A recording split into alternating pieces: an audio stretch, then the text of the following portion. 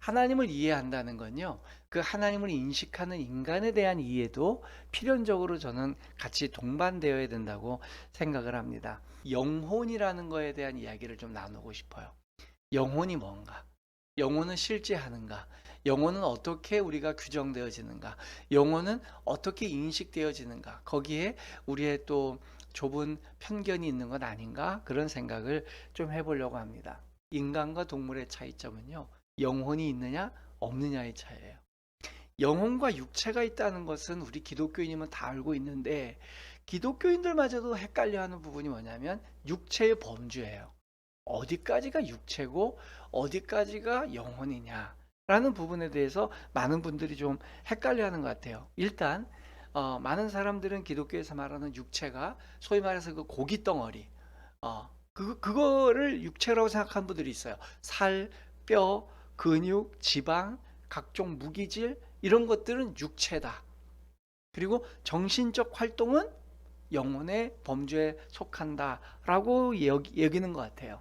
성경이 말씀하시는 육체의 범주는 어디까지 들어가냐면요, 뇌의 활동까지 들어갑니다.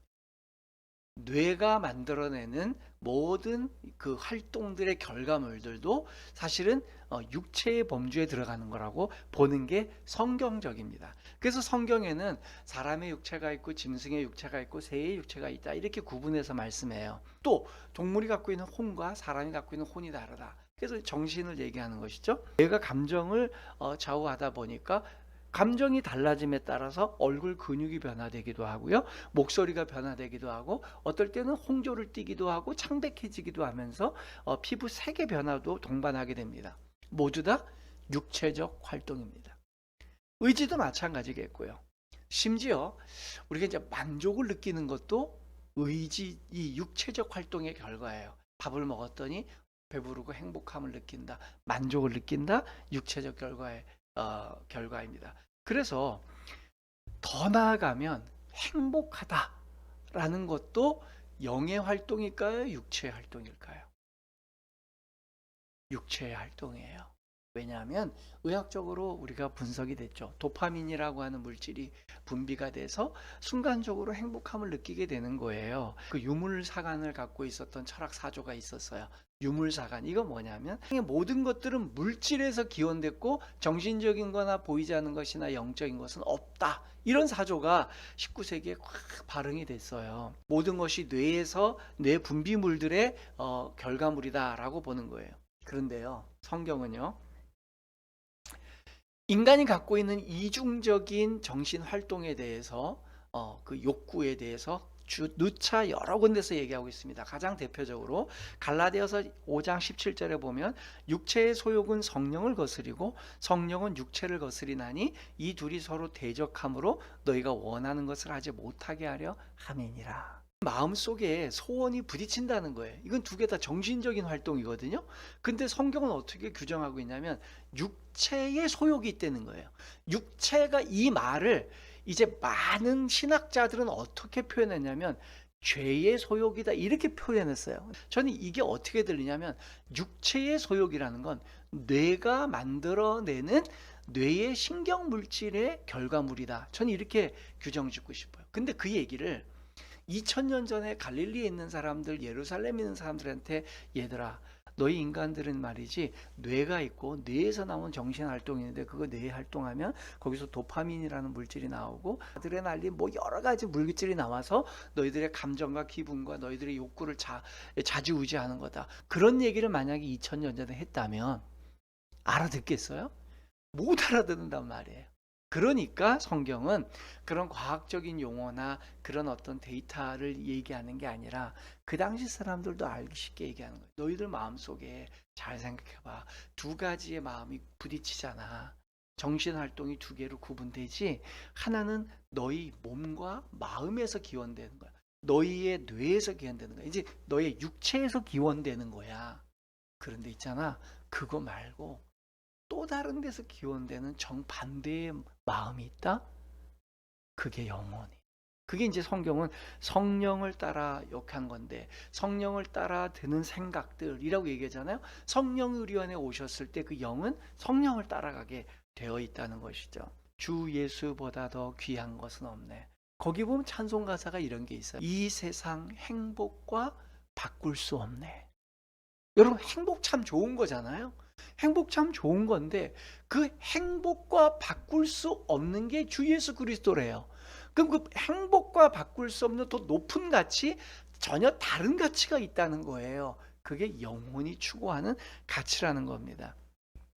그렇기 때문에 우리 육체의 정신적 활동이 만들어내는 것과 영혼이 만들어내는 건요, 성경이 말씀하신 것처럼 같을 수가 없어요. 이거는 상반되는 가치가 되는 거예요. 그래서 많은 사람들이 생각하는 것보다 이 영혼이 아닌 육체의 범주가 굉장히 더 넓습니다. 예, 육체의 범주가 되게 많아요. 그러면 영혼은 뭘까? 그렇다면 우리가 생각하는 대부분의 정신 활동은 사실 뇌의 영역에서 오는 거예요. 육체적인 겁니다. 뇌가 고장난 사람이 있고요, 귀신이 들린 사람이 있습니다. 영이 고장난 사람이 있고 뇌가 고장난 사람이 있어요. 정신 활동이 고장난 사람이 있고 영혼이 고장난 사람이 있는 거예요. 그게 성경이 말하는 인간을 접근하는 가장 중요한 포인트 중에 하나입니다. 그러다 보니까요, 그러면 영혼은 뭘까? 우리가 생각하는 대부분의 정신적인 영역이 아닌 영혼은 뭘까? 영혼은요, 이렇게 구분하면 돼요. 동물은 절대 가지지 못하고, 동물은 절대 발현해내지 못하고, 동물은 그 결과물로 전혀 그것을 도출해낼 수 없는 그 무엇. 그런데 동물은 못하지만 사람이 하는 그 무엇, 그것이 영혼의 범주에서 나오는 거라고 보면 되겠죠. 아무리 지능이 발달하고 뇌가 인간보다 몇 배 더 크더라도 그 역할을 할 수 없는 것, 도저히 거기서 발견되어질 수 없는 것, 그거잖아요. 그게 뭡니까? 바로 신에 대한 인식이에요. 신을 경배하고 신을 찾으려고 하고 신이 있다는 걸 인지하는 것, 그게 영혼의 범주에 속하는 거예요. 인간이 갖고 있는 그 가장 근본적인 인식 중에 어떤 게냐면, 인간은요, 자기 차원의 한계를 이해하고요, 이보다 더 고귀하고 높고 인간이 범접할 수 없는 더 고상한 차원, 더 위의 차원이 있다는 걸 인간은 어렴풋이 이해를 합니다. 그게 하나님께서 인간에게 부여해 주신 그 영혼 때문에. 사실은 인간의 불행은요, 이 영혼 때문에 있는 거예요. 영혼 때문에 행복하기도 하지만 영혼 때문에 불행한 겁니다. 그래서 다른 모든 생명체를 하나님이 만드신 다음에 인간에게만 불어넣어 주셨던 생기를 불어넣어 주셨는데, 그 생기는 뭐 히브리어로는 뭐 생명, 호흡, 뭐 여러 가지로 이렇게 번역할 수 있는 얘기지만요, 그걸 호흡이라거나 또는 생명이라고만 번역하기엔 생기를 불어넣지 않은 다른 모든 동식물들이 살았거든요. 그러니까 그 생명이라고 번역하는 건 의미가 좀 너무 확장된 거라고 봅니다. 저는 그것이 이제 영혼이라고 보는 거예요. 하나님께서 사람을 재료로 만들지만, 이 지구상에 있는 걸 만들지만 거기에 하나님께서 불어넣었다는 건 하나님에게서 나온 거잖아요. 하나님에게서 나와서 그 인간이라는 존재에게 불어넣은 게 있는데 그게 생기예요. 영혼이에요. 그 인간은요, 세상적인 것과 하나님에게서 기인된 것이, 지구적인 것 그리고 하나님에게서 기인된 것이 결합된 겁니다. 그게 성경이 말하는 육체와 영혼이라는 개념이에요. 모든 존재하는 것들은요, 그 존재의 양상이 결과로 드러나게 돼 있어요. 그죠? 그래서 존재하는 걸 느끼게 되는 거예요. 여러분, 근육이 있다는 건 어떻게 알죠? 근육이 있기 때문에 운동과 움직임이 나오는 거예요. 저 사람이 움직이고 동작이 나온다, 근육이 있다는 거예요. 근데 근육이 고장나면 움직임이 없죠. 예.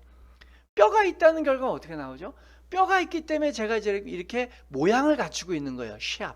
이 어떤 모양과 틀을 갖고 있는 거예요. 만약에 어깨뼈, 이런 뼈가, 하나님이 뼈를 안 만들었다, 그럼 우리 연체동물처럼 옥토퍼스, 그 문어나 이런 것 좀 축 처져가지고 막 그 안에 이렇게 물컹물컹하게 있겠죠. 여러분, 혈관이 있다는 걸 어떻게 알죠? 혈관이 있기 때문에 피부색이 발그스레해지고 또 놀랬을 때는 하얗게 되기도 하고, 그러니까 이제 피가 돌고 있다는 증거가 나와 있는 거죠. 뇌도 마찬가지입니다. 뇌가 있기 때문에 우리는 뇌의 정신적인 활동, 뇌의 활동으로 인해서 어떨 때는 입꼬리가 올라가기도 하고 울기도 하고 또 소리가 목소리가 커지기도 하고 또 작아지기도 하고 땀이 나기도 하고 그런 어떤 발현되는 증상이 있는 거예요. 자, 그러면 영혼이 존재하는 고 있다면 그 발현되는 증상이 뭘까요? 하나님을 찾는다.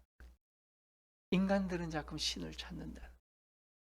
우리 인류 6천년 역사 가운데 인류가요, 신을 배제하고 살아온 적이 없습니다. 신에 대해서 조건실건 간에 인정을 하고 거기에 반항을 하든 그것을 인정하고 숭배를 하건 인간들은 계속 신에 대해서 반응을 해 왔다는 거예요.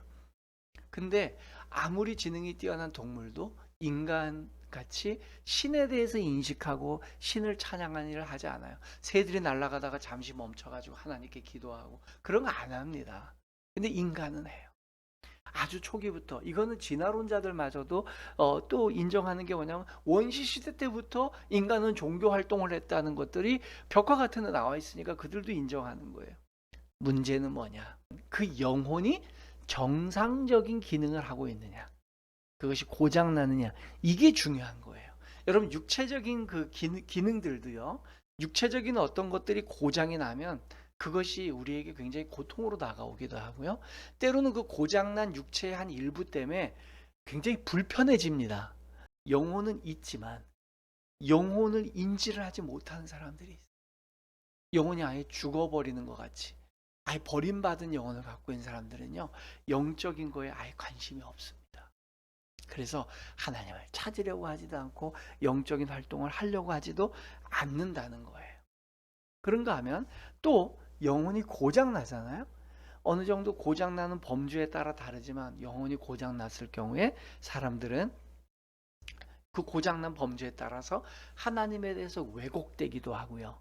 하나님을 정확히 인지하지 못할 수 있고 하나님께 제대로 경배 드릴 수가 없게 되는 거예요. 그러다 보니까 영혼이 완전히 고장나 버리면 동물과 다를 바가 없어요. 그러니까 먹고 싶은 거 먹고 하고 싶은 거 하고 즐기고 싶은 거 즐기고 자기의 만족을 위해 살다 가는 거죠. 나보다 더 높고 더 숭고하고 지고지순한 그러한 가치에 대한 염두를 관심을 두지 않는다는 거예요. 성경은 그래서 경고를 합니다. 그러면 영혼과 육체가 있을 때에 그 정신적인 범주를 포함한 육체의 소욕이 있는 것이 그 두 가지 중에 어떤 걸 선택해야? 그건 한 가지 기준이 있어요. 육체에 관련된 건요, 어떻게 구분하냐면 순간적입니다. 영존하지 않습니다. 여러분, 행복이 영혼의 소유물인지 육체의 소유물인지를 우리가 구분하는 비결이 뭡니까? 여러분, 행복하면 영원합니까? 아니에요. 행복은 잠시 머물다가 사라져요. 그죠? 영원하지가 않아요. 그러니까 우리가 기분이 좋고 이렇게 심미적으로 예술도 그래. 예술도 예술 멋있다. 근데 그게 영존하지가 않더라는 거예요. 소실될 수도 있고 소멸될 그런 것들은 영혼의 가치가 있는 게 아니에요. 영혼의 결합이 돼 있고 영혼의 산물들은요 모두 다 영원한 개념, 시간의 개념을 초월한 것들이 거기에 포함되는 경우가 있어요. 그래서 진심으로 하나님께서 말씀하시는 그 영혼에 깊이 하나님과 결합이 되고 하나님을 만나게 되면 그것은 영원토록 항속성을 가지고 내 안에 뿌리 내려지게 됩니다. 그래서 결론입니다. 그러면 목사님, 인간이 인간다워질 때가 언제입니까? 제가 그 화두를 던졌잖아요. 오늘 제목이. 인간이 인간다워지는 건요, 여러분들이 행복감을 느끼고 사랑의 감정을 느끼고 보람을 느끼고 그거 이상입니다. 사실 완벽한 인간은요, 완벽하게 건강한 육체와 완벽하게 건강한 영혼이 제대로 결합되어 있는 거예요. 그렇게 본다면 가장 인간다운 순간은 하나님을 제대로 인지하고 있을 때입니다. 그래서 오늘 우리가 읽었던 성경 시편 말씀이 우리가 나오는 거예요. 다윗이 시편 25편 1절에 이렇게 얘기했어요. 여호와여, 나의 영혼이 주를 우러러 보나이다. 여러분, 가장 완벽한 사람, 가장 가장 인간다울 때가 언제인지 아십니까? 나의 영혼이 하나님을 우러러보고 있을 때. 하나님을 무시할 때가 아닙니다. 하나님을 인간처럼 대할 때가 아니에요. 한없는 존경심을 가지고 한없는 조심스러움을 가지고 하나님을 향해 우러러보고 있을 때, 그때가 인간이 가장 인간다울 때예요. 제가 그랬잖아요. 다른 어떤 동물들도요, 자기의 한계를 깨닫지를 못합니다. 인지하지 못해요. 근데 인간은 알아요. 가장 인간다울 때가 언제인지 아십니까? 내가 한계를 느낄 때. 제가 오늘 말씀 나누고 싶은 포인트가 여기에 있어요. 우리는요, 내 한계를 만나지 않을 때 행복감을 느껴요. 아, 내가 하는 일이 다 잘 되네? 내가 하는 거 다 돈을 버네? 나는 굉장히 건강해. 나는 뭐 사람들 만나면 인간관계 너무 좋아. 이럴 때는요, 사람이요, 한계를 못 느껴요. 뒤집어 생각해서. 정말 저 사람이 아무런 부족함도 없고 정말 불행은 1%도 못 느끼고 있기에 저렇게 자신감 있고 하는 것마다 승승장구하고 저렇게 되나? 여러분 그렇게 보이시나요? 그렇게 불안해 보여요. 뭔가를 감추고 있는 것 같고 난 행복해야 돼. 사람들에게 자신감이 있어야 돼. 이렇게 보이는 거예요. 그런데 제가 만날 진짜 영혼이 하나님 앞에서 바로 서 있는 사람은 어떠냐면 사람들 앞에서 기죽지 않아요. 결국 사람들에게서 주눅들지도 않고요. 불행해 보이지도 않아요. 그 영혼 깊은 곳에서부터 자신감이 있고 언제나 흔들리지 않는 굳건한 그러한 바위 같은 사람이에요. 근데 그분들의 공통적인 특징이 뭡니까? 저는 부족한 사람이에요. 저는 한계가 있습니다. 저는 죄인입니다. 제가 할 수 있는 게 뭐가 있나요? 이런 얘기를 해요. 근데 그게 겸손을 가장해서 사람들한테 그렇게 어떻게 보면 뭐랄까요? 가식으로 그렇게 하는 게 아니라 진심으로 제가 할 수 있는 게 없더라고요. 하나님이 아시는 거죠. 라고 얘기하는 그것. 그게 뭐냐면 인간은요. 바로 자기의 한계 상황에 부딪혔을 때 그때 비로소 하나님을 만나게 돼요. 여러분 그 한계 상황에 부딪혔을 때 그때 하나님을 보게 되는 거예요. 성경에 소개된 수많은 사람들의 이야기가 바로 그것이었습니다. 여러분들은 모두 다 하나님께서 부여해 주신 영혼이 있는 존재예요. 우리의 영혼은요, 우리가 생각하는 정신 그 이상의 존재입니다. 우리를 인간답게 하는 존재예요. 그 영혼이 있기에 우리는 오늘도 영적인 존재고요. 그 영적인 존재가 할 수 있는 가장 주요한 기능은 하나님을 인식하는 겁니다. 하나님을 인식하고 그 하나님 안에서 내가 행동하려고 하고 그분을 두렵고 떨림으로 섬기려고 하는 마음, 거기에서 인간다운 삶이 나오는 거예요. 하나님을 배제하고 여러분들이 하고 싶은 대로 한다고 결코 여러분들은 행복한 삶을 살 수 없습니다. 순간적으로는 행복할 수 있어요. 그러나 그것이 영원한 가치를 갈 수 없습니다. 왜요? 영혼을 접촉시키는 건 영혼이기 때문에. 설교를 듣는 여러분 모두 다는 그 하나님께서 우리에게 부여해 주신 최초의 영혼이 온전하게 건강하게 성숙해져서 그 은혜 가운데 주님과 깊이 교제하는 그 은혜가 있기를 주님 이름으로 축원합니다.